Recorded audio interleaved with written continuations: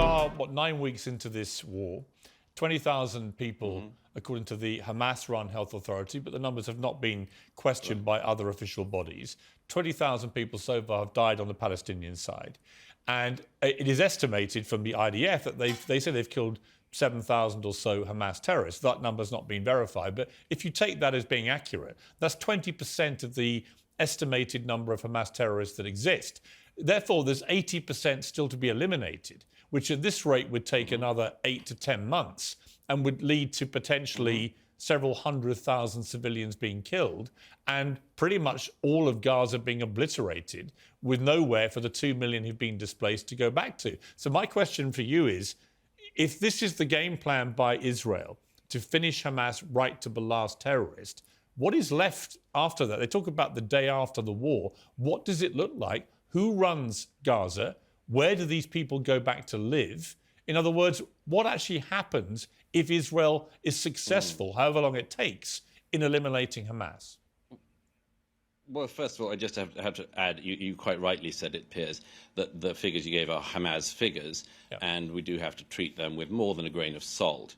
As for, again, my counterpart here goes on about the deliberate genocide of children and women. I mean, I know, and this is the sort of thing I think you do. You sort of claim that there are bombs being deliberately dropped on children and old women. Why would Israel want to drop bombs deliberately on children or old women?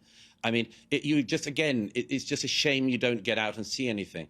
The Israelis do an incredibly careful campaign before bombings to try to make sure that civilians are warned to leave areas that are about to be attacked. Everybody knows that. Everybody in the region knows that. It's a shame that that fact hasn't got to you. As it happens, the whole question you raised, Piers, is a very, very complex one. I don't have the answer, and I don't believe anyone does have the answer about the day after.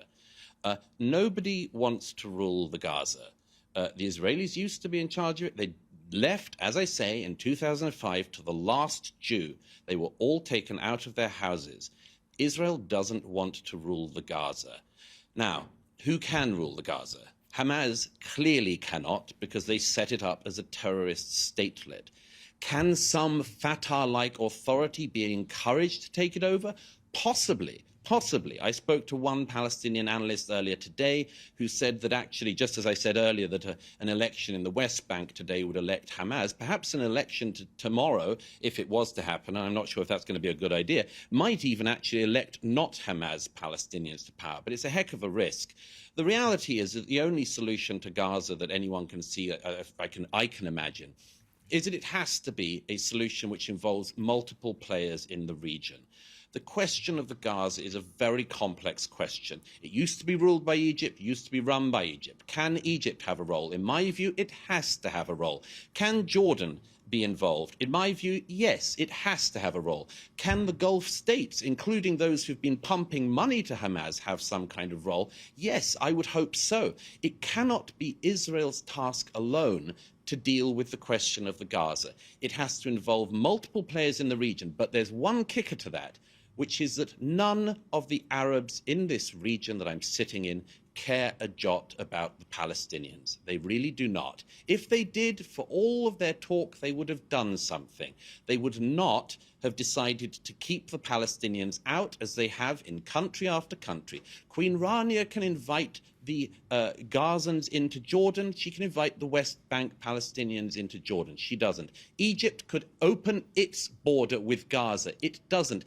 The Egyptian border with Gaza is firmer and more closely locked than the Israeli ones. There are Gazan workers who, until the atrocities of October the 7th, every day were going through the Eretz crossings and others to work in Israel and to earn a decent living. Were there workers going in daily into Egypt? No, because the Egyptians don't want Palestinians in their country. So the only solution is a regional one, but I'm afraid in this region there are very few people who care about the Palestinians. OK. Douglas, you had the first word. Cenk, I'll give you the last word. I want to preface it by saying that it's been reported today, and this is coming from Hamas's statements, apparently, picked up by newspapers in America, that there was a new hostage deal offered, which was that Hamas were asked, will you release the 40 women and children you still have captive in return for a week-long ceasefire, and they apparently have rejected that. So I think that when we talk about behaviour on both sides, the mere fact that there are still 40 women and children in the clutches of Hamas, and God knows what they're doing to those poor women, that should be noted too. There are still innocent people being held in the most appalling conditions by Hamas, and that is also motivating Israel's response. But I'll give you the last word, Cenk. Yeah. So I wish to God that they would release those women and children. I think it's immoral to keep them. It's wrong in every way. But Israel kills more than 40 women and children every single day, all completely innocent. Look, even if you take IDF's outlandish numbers of 7,000 Hamas fighters killed, that means their kill ratio of civilians to fighters is still worse than Hamas's. And they have now killed 20 times the number of civilians that Hamas has killed. So when Douglas talks about driving them into Egypt or Jordan, that's just ethnic cleansing. They live in Gaza. So if you push them out and they say, well, you're all Arabs anyway, why don't you just go live somewhere else in the region? That's the definition of ethnic cleansing. That is outrageous. And he says it with blithely, with no concern, because Palestinian lives don't matter. And you ask them, hey, how many Palestinians can you possibly kill? And he never answered the question. So the reality is you cannot kill your way out of this conflict. The more that they kill, the more, what do you think that the Palestinians are going to feel? What would you feel if your family was butchered, if their heads were crushed by a bomb that was dropped on a building, if they were lit on fire by the bombs that were dropped? What would you do? You'd fight back the rest of your life. And then they are permanently occupied. And now Netanyahu says he was proud that he prevented a Palestinian state and that he will continue to prevent a Palestinian state. He is not a partner for peace. Or he profits from war. His whole career is about perpetuating war, not just to murder Palestinians, but it keeps Israel unsafe for eternity.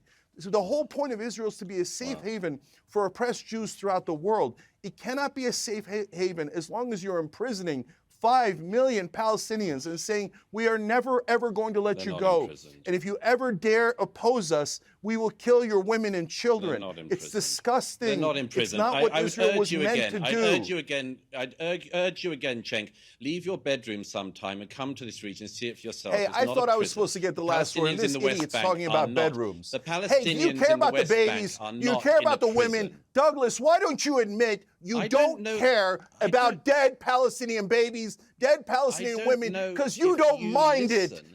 Israel, you say right or wrong, no matter how many people they have murdered, no matter how many kids they have crushed to death, you don't care because you don't care about human beings. All you want is some sort of warmongering Israeli state, U.S. state, etc. All right, listen. I've got to wrap it up. I've got to say, listen, little man. I think we actually had a very little man. I found You're it super evil. You don't mind the deaths of all those thousands of people. Let's not evil descend. Warmongering. Jake, let's not descend into this. I actually think, with a few exceptions, we had a good debate there, right? I understand passions run high. I think it's a shame whenever I do these debates when it gets ad hominem in the way that it has occasionally tonight. But I do think we've also had some really smart takes from both sides about what is going on and where we need to get to. I think we can all agree on one thing. We all want to end up with peace here somehow. It's going to be horrendously difficult. We do. It's very complicated. Piers, that's not true. But I do think I don't actually think, knowing both of you as I do, I don't believe the charge that neither of you care is true. I think you do care about all the lives that are being lost. It's just a lazy smear. And I think that we should start from an acceptance that we all care and then try and be more constructive. But listen, I thank you both for joining me. I wish you both a Merry Christmas. I'll see you both, no doubt, in the new year. And I thank you both. I thank you both for your regular contributions to the show, particularly since this war started, because I really do appreciate it. And I want to hear both sides. And I think you both articulate your cases extremely powerfully. So thank you both very much.